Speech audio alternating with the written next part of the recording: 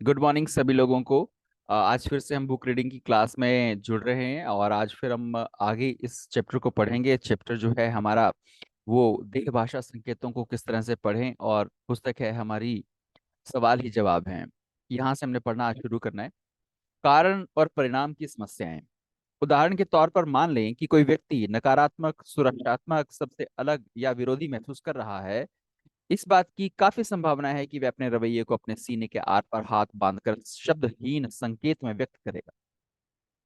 यानी हाथ बांध लेगा ऐसे और अपने आप को तटस्थ कर लेगा। हमें शोध से यह भी पता चला है कि हाथ बांधने की अवस्था में व्यक्ति को समझने की क्षमता 40% कम हो जाती है और उसका रुख आलोचनात्मक हो जाता है।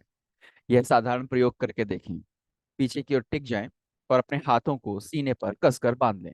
आप कैसा अनुभव करते हैं? बंधा हुआ, असहभागी, असम्मिलित? अध्ययनों से पता चला है कि आपने किसी भी कारण से सीने के सामने हाथ बांधे हों तो आपको इस संकेत के नकारात्मक प्रभावों का अनुभव होने लगता है। ये कारण और परिणाम की स्थिति है। आदतन हाथ बांधने वालों का हमेशा यह दावा रहता है कि वे इस मुद्रा में अधिक आरामदेह महसूस करते हैं, क्योंकि हाथ बांधने के संकेत से उन्हें उसके सामने जुड़ी भावनाओं का भी अनुभव होने लगता है। अगर आप यह विश्वास न भी करें कि हाथ बांधना एक नकारात्मक संकेत है, तो भी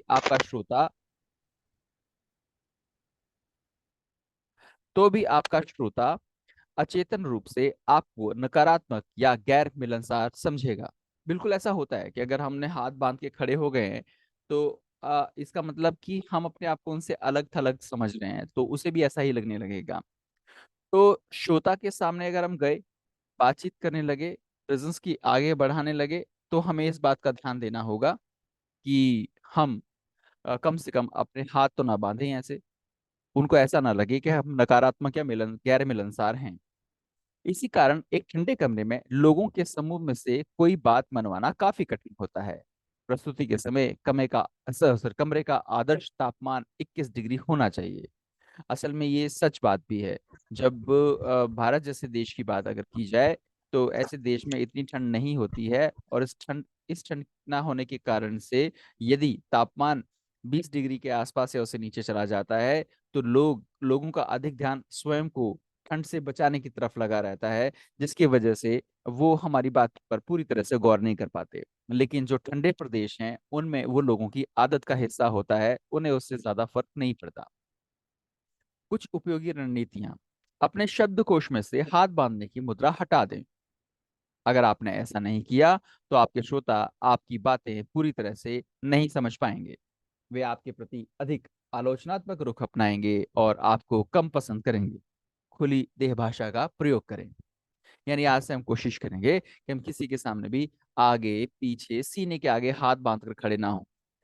आगे और पीछे हाथ बांधने का, जैसे हम नीचे करके हाथ बांध देते हैं, एक दूसरे के ऊपर ऐसे हाथ रख लेते हैं, तो उसका तो कई बार सम्मान का विषय हो जाता है। वो पीछे हाथ बांधने भी सम्मान का विषय हो जाता है। लेकिन कम से कम सीने के आगे हाथ बांधकर खड़े ना हो। जहां तक संभव हो, श्रोताओं को बैठने के लिए हत्थे वाली कुर्सी दें। हत्थे वाली कुर्सी मतलब जिसके ऊपर हाथ टिकाया जा सकता है। इससे उन्हें हाथ खुले रखने की के अधिक अवसर मिलते हैं और वे चर्चा में अधिक भाग लेना पसंद करते हैं। बिना हत्थे वाली कुर्सियों को अधिक पास न रखें, क्योंकि इससे श्रोता एक दूसरे के स्पर्श से बचने के लिए हाथ बांध लेंगे। अरे बाबा, ये तो कभी सोचा ही नहीं हमने।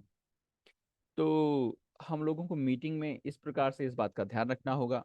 अगर आपके श्रोता हाथ बांधकर बैठे हैं तो आप उनकी मुद्रा को बदल सकते हैं। आप अपने सवालों के जवाब में उनसे हाथ उठवा सकते हैं। उन्हें शारीरिक रूप से सम्मिलित होने के लिए अभ्यास दे सकते हैं। उन्हें टिप्पणी लिखने के लिए पेन और कागज दे सकते हैं, या उन्हें गर्म पेय पदार्थ दे सकते हैं जिससे कि वो अपने हाथ खुले रखें। हाथ से चेहरे को छूना। कुछ निष्कर्ष और स्रोत। वे सभी शोधकर्ता जिन्होंने हाथ से चेहरे के स्पर्श संकेत का अध्ययन किया है सहमत हैं कि इसका संबंध नकारात्मक भावनाओं से है। हाथ से चेहरे को छूने के बारे में बात की जा रही है। पश्चिमी और अधिकतर यूरोपीय लोग उस समय हाथ से चेहरे को ज्यादा छूते हैं जब वे झूठ बोलते हैं। ऐसे ऐसे कर रहे हैं, ऐसे कर रहे हैं। तो सभी शोधकर्ता जिन्होंने हाथ से चेहरे के स्पर्श के संकेत का अध्ययन किया है सहमत हैं कि इसका संबंध नकारात्मक भावनाओं से है। पश्चिमी और अधिकतर यूरोपीय लोग उस समय हाथ से चेहरे को ज्यादा छूते हैं जब वे झूठ बोलते हैं। यह एशियाई लोगों के साथ नहीं होता, जो धार्मिक कारणों से सिर छूने से बचते हैं, पर झूठ बोलते समय उनके पैरों की हरकत बढ़ जाती है। हमारे यहाँ पर पैर हिलने लगेंगे लोगों के, हमारे यहाँ सिर को नहीं छुआ जाता जल्दी से। और जब वो झूठ बोलने लगते हैं तो उनके पैरों की हरकत बढ़ जाती है। इसका मतलब वो हमें किसी भी तरह से टाल रहे हैं। अब झूठ और सच का यहाँ ये तो है नहीं कि हम लोग कोई कानूनी कार्यवाही कर रहे हैं, मगर हमें तो सिर्फ ये देखना है कि क्या वो हमारी बात में रुचि ले रहे हैं या नहीं ले रहे हैं। तो उस समय पर जब वो हमारी बात को टालने लगेंगे तो डेफिनेटली वो अपने आप को आगे पीछे करने लगेंगे, पैर हिलाने लगेंगे, बहुत कुछ होता है। तो इस तरह से बच्चों में आमतौर पर देखा जाता है कि वे झूठ बोलते वक्त वे अपना चेहरा छुपा लेते हैं। वयस्कों में भी यह चित्र 8 की तरह देखा जा सकता है। ये रहा हमारा चित्र 8। इसमें देखा जा सकता है झूठ बोलते समय नाक की संवेदनशीलता बढ़ जाती है, जिसके कारण नाक से स्पर्श बढ़ जाता है। आंखों को हाथ से छुपाने से हम वह नहीं देखते जो हम देखना चाहते हैं या जिस पर हमें विश्वास नहीं होता। यह आंख मलने की मुद्रा चित्र 10 का उद्गम स्रोत है। कान मलना चित्र 11, सर और गर्दन को खुजाना चित्र 12 भी यह संकेत देते हैं कि व्यक्ति अनिश्चित है या जो कहा जा रहा है उस पर विश्वास नहीं कर रहा है। 8, 9, 10, फिर उसके बाद ये 11 और फिर उसके बाद ये 12। ये हमें थोड़ा ध्यान रखना पड़ेगा। बच्चों में आमतौर पर देखा जाता है कि झूठ बोलते वक्त वे अपना चेहरा छुपा लेते हैं। वयस्कों में भी यह चित्र 8 की तरह देखा जा सकता है। जब हम आसपास बैठे होते हैं और सामने वाले वक्ता के बारे में कोई बात करने लगते हैं, तब हम हाथ ऐसे मुंह पे रखकर किसी से बात कर रहे होते हैं। अरे ये कुछ ऐसे ही बोल रहा है, अरे छोड़ो ना यार, इसकी क्या बात सुननी है, तो ऐसे मुंह पे हाथ रख लेते हैं ताकि हम अपनी हंसी छुपा सकें, या हम कुछ बगल वाले से कहना चाह रहे हैं तो उसे छुपा सके। झूठ बोलते समय नाक की संवेदनशीलता बढ़ जाती है, तब हम नाक को जो है छुपाने की कोशिश करते हैं किसी तरीके से।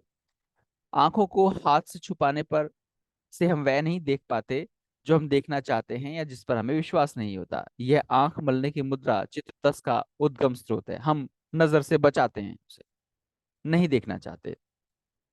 सामने वाला कोई प्रोडक्ट दिखा रहा है, हमें नहीं देख रहा, तो हम अपनी आंखों पर हाथ रख लेंगे या कुछ और कर लेंगे, या फिर ऐसे करके खुजाना शुरू कर देंगे, नहीं देखना। कितनी छोटी छोटी बातों को इन्होंने यहाँ पर उठाया है।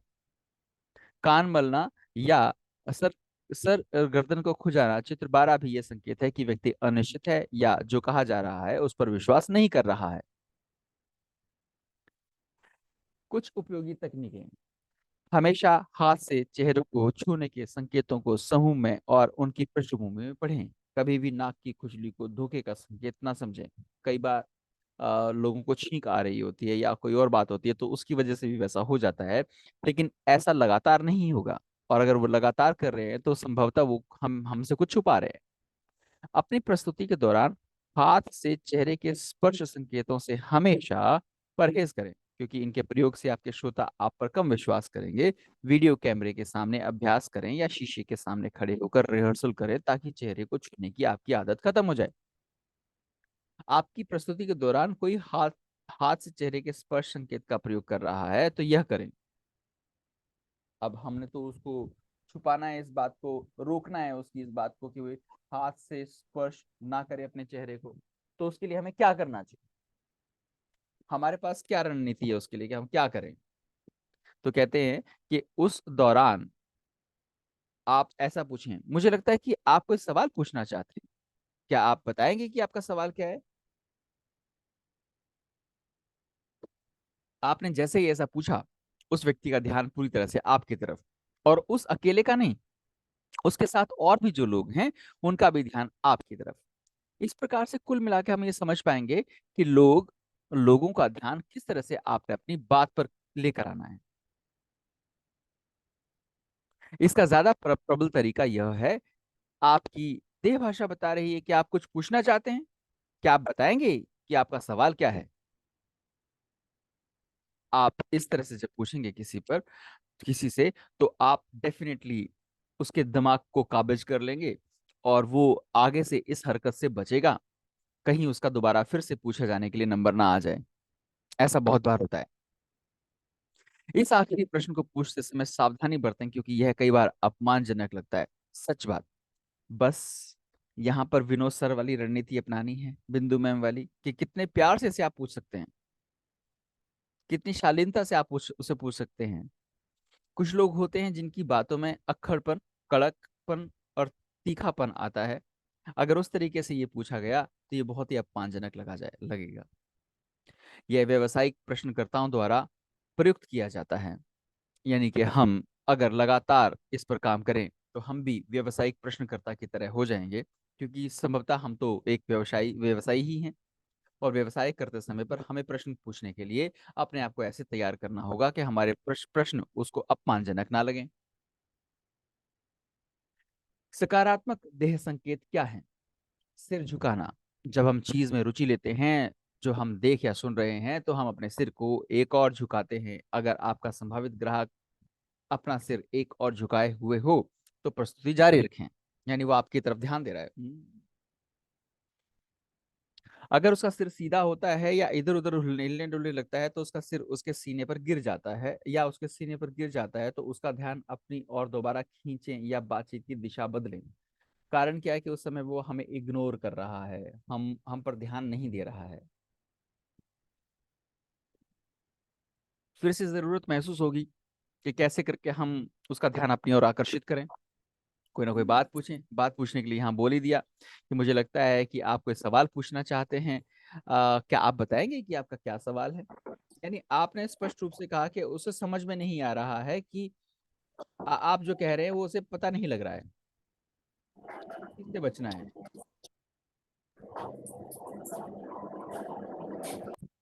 तो इस तरह से आप कोई भी सवाल पूछ सकते हैं। आपकी देह भाषा बता रही है कि आप कुछ पूछना चाहते हैं। अगर कुछ इस तरह से बोला गया तो उनको अपमानजनक लग सकता है।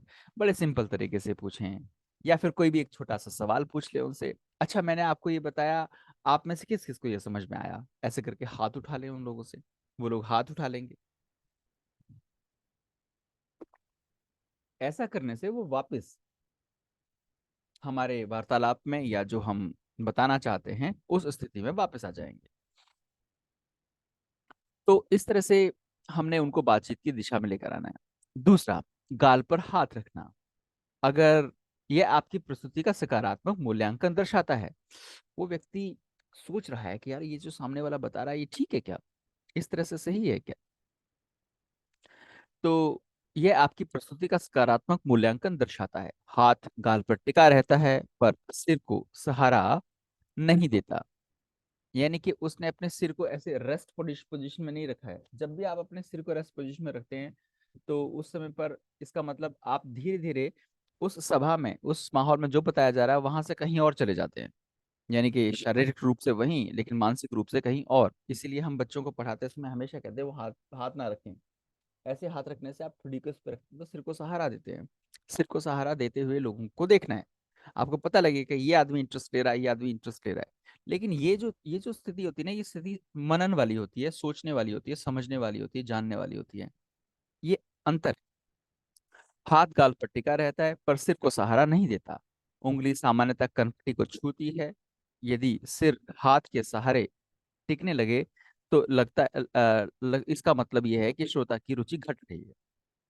हमेशा इस बात पर ध्यान देना है। जैसे ऐसा होने लगे, वापस खींचकर उसे अपनी डिस्कशन में ले आओ। कोई छोटा सा क्वेश्चन, कुछ भी। मुझे लगता है आप कुछ जानना चाहते हैं, या क्या मैं जो बता पा रहा हूँ वो आप तक पहुंच रहा है? इस तरह की बातें कुछ कहेंगे, धीरे धीरे वो लोग आपके उसमें आने लगे। चश्मे की नोक को चूसना। कई बार क्या करते हैं ना लोग, चश्मा ऐसे पकड़ के और मुंह में दबा लेते हैं, ये आखिरी वाला हिस्सा। कोई व्यक्ति पेन, पेंसिल या अपने होंठ भी चूस सकता है। कई बार होंठ दबा रहे होते हैं लोग। यह मूल्यांकन का एक तरीका है, और जब तब देखा जाता है जब व्यक्ति किसी निर्णय पर पहुंचने का प्रयास करता है, परंतु यह निर्णय लेने से रोकने का भी लक्षण हो सकता है, क्योंकि उसके मुंह में कोई चीज होने के कारण वह जवाब देने की आवश्यकता महसूस नहीं करता है। तो उसे फ्री रखें, उसे भी फ्री रखना है। कि वो मुक्त रूप से रहे ताकि अपनी बातों को सही तरीके से हमारे सामने रख सके।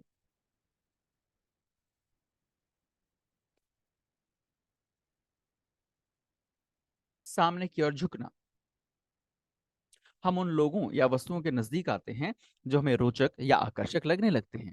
इससे शुरुआत करने वाले व्यक्ति की स्थिति ना समझ लें, क्योंकि दोनों ही एक जैसे दिखते हैं, परंतु दोनों हाथ घुटनों पर रहते हैं और ऐसा लगता है जैसे आदमी दौड़ने वाला हो, शायद दरवाजे की ओर।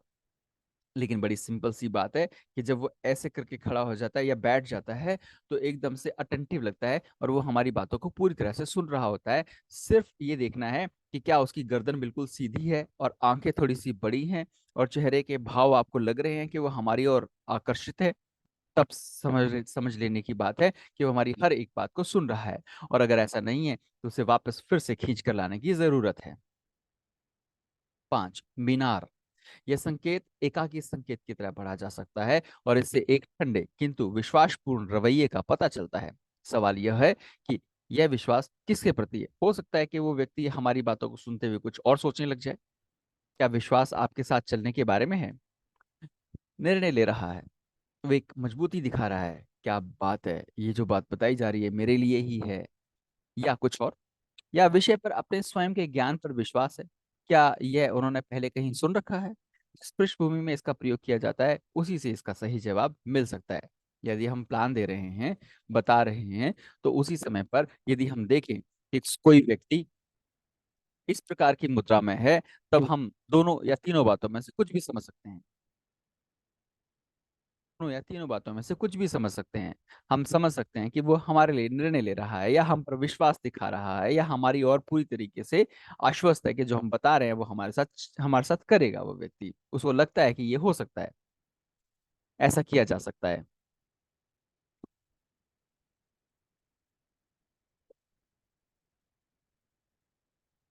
बाहर बाहर झांकते अंगूठे, कोट की जेब, पैंट की जेब, गिरेबान के मोड़ में से अंगूठे बाहर निकल सकते हैं। बाहर निकले अंगूठे से श्रेष्ठतापूर्ण रुख का संकेत मिलता है। विश्वास पूर्ण और ठंडा जो मीनार की तरह का संकेत होता है। अपने श्रोताओं के सामने इस संकेत का प्रयोग करना समझदारी नहीं होगी, क्योंकि इसे घमंडी या अक्खड़ व्यवहार माना जा सकता है। यानी कोई आदमी जब इस प्रकार से सिर्फ उंगलियां डालता है, अंगूठे बाहर रखता है, तो वो स्वयं को दूसरों से श्रेष्ठ समझता है। जब ऐसी बात होती है, तो ऐसे में अगर हम ऐसा करने लगें, तो सामने वाले लोग हमारी बात पर अधिक विश्वास नहीं करेंगे और हमारी बात मानने के लिए तैयार नहीं होंगे, क्योंकि वो हमें घमंडी या अक्खड़ मानेंगे। तो हमें इससे बचना है, हमें ऐसा नहीं करना है। हालांकि ये बातें बार बार आपको पढ़नी होंगी, ये एक दो बार में ये बात नहीं साबित हो सकती है। ये कुछ ऐसी मुद्रा है जो अधिकतर लोग करते हुए पाए जाते हैं।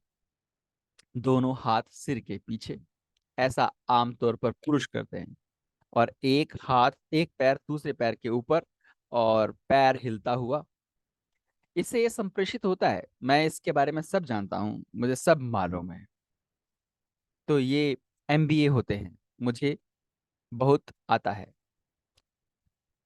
आप इस व्यक्ति से इस तरह से सवाल पूछ सकते हैं, मुझे लगता है कि आप इस बारे में कुछ जानते हैं, क्या आप मुझे अपना अनुभव बताना चाहेंगे। इसका परिणाम या तो सहयोग या फिर वाद विवाद होगा, जो इस बात पर निर्भर करता है कि संकेत किस पृष्ठभूमि में दिया जा रहा है। कई बार इस प्रकार के लोग आपसे बात नहीं करते हैं। हमारे कई साथियों को इस प्रकार के अनुभव हो चुके हैं कि जब वो किसी से अपने बिजनेस के विषय में बात करने लगते हैं, तो सामने वाला व्यक्ति स्वयं को आपसे समझदार समझने लगता है और उस समय वो इस प्रकार की रणनीति का रुख अपनाता है। कुछ आपके पास नकारात्मक देख संकेत भी हैं, पर मुझे लगता है इन्हें हम अगले सेशन में पढ़ें तो ज़्यादा अच्छा होगा। आज आप इसी सेशन की इन चीज़ों को पढ़ें और एक बार देखें और अपने जहन में उतारें कि ऐसा आपके साथ कब कब होता है, और क्या वाकई ऐसा जब होता है तो उसके परिणाम कुछ इसी प्रकार के निकलते हैं। तो ये पढ़ने का कुछ ज़्यादा अच्छा फायदा होगा। बहुत बहुत धन्यवाद आप सभी लोगों का।